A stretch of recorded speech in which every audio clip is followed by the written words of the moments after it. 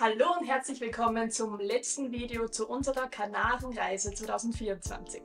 Wir haben nur eine Insel offen, und zwar Lanzarote. Die Insel ist eigentlich bekannt für karge Mondlandschaften und nicht viel Vegetation. Da würde man eigentlich glauben, recht viel gibt es dort nicht zum Sehen.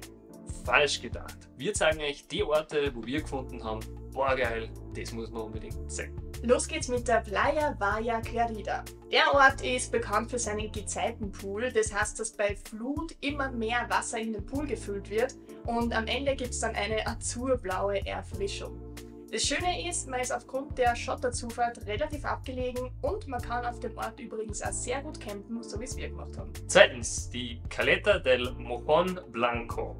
Stellvertretend für alle weißen Sandstrände hat uns dieser Ort beeindruckt. Trotz schlechtem Wetter ist der Kontrast zwischen dem blauen Meer und dem weißen Strand auf so einer Vulkaninsel echt einzigartig. Drittens, La Gueria. Was wäre Lanzarote ohne sein bekanntestes Weinbaugebiet?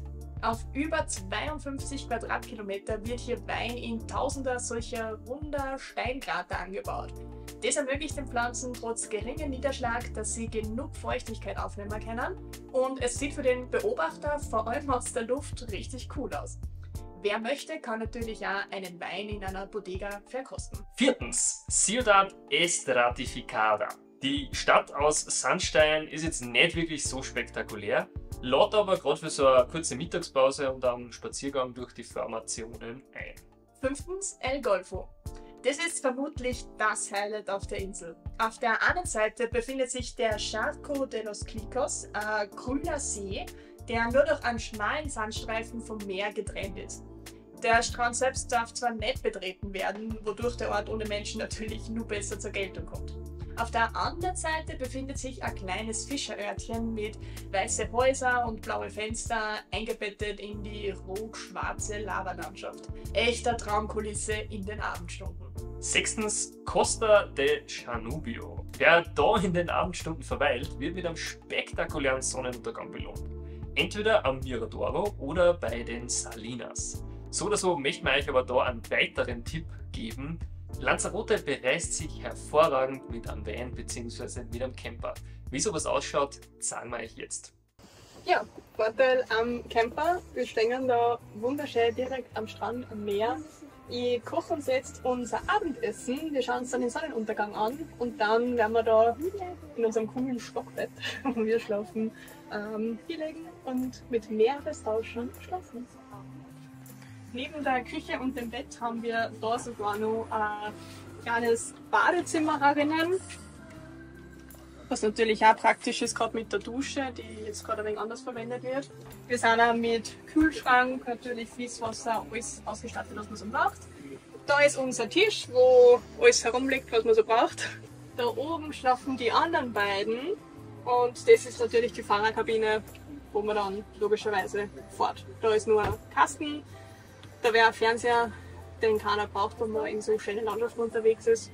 Und ja, das ist unser großes, aber feines Wohnmobil. Richtig cool, oder? Wir haben einige schöne Orte mit dem Ding besucht und dort auch die Nacht verbringen können. Siebtens, Parque Natural Los Achajes. Nach einer sehr holprigen Fahrt über eine Schotterpiste, für die man vor 9 Uhr übrigens keinen Eintritt bezahlt, erreicht man mehrere schöne Strände.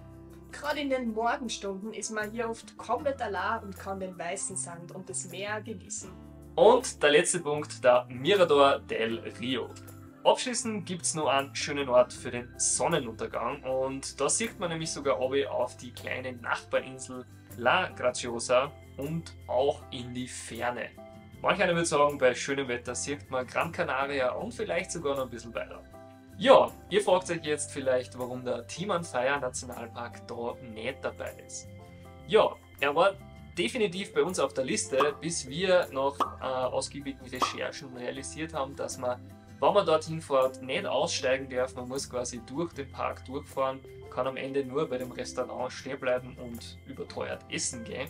Die Maßnahmen verstehen wir natürlich, dass man da nicht aussteigen darf und wild in der Landschaft herumlaufen darf. Es ist immerhin ein Nationalpark. Aber wir haben ja da gleichzeitig gesagt, wenn schon so viele Touristen da sind, macht das für uns generell keinen Spaß und dann können wir das auch getrost auslassen. Generell hat uns Lanzarote aber sehr gut gefallen. Es gibt doch einige sehr coole Orte und aufgrund der Größe von der Insel ist es nicht schwierig, es zu bereisen. Wie gesagt, Empfehlung für einen Camper. Das war, glaube ich, für uns das Beste an der ganzen Lanzarote-Reise. Aber machen es sehr viele Leute und können sich ihr ja auch anschauen.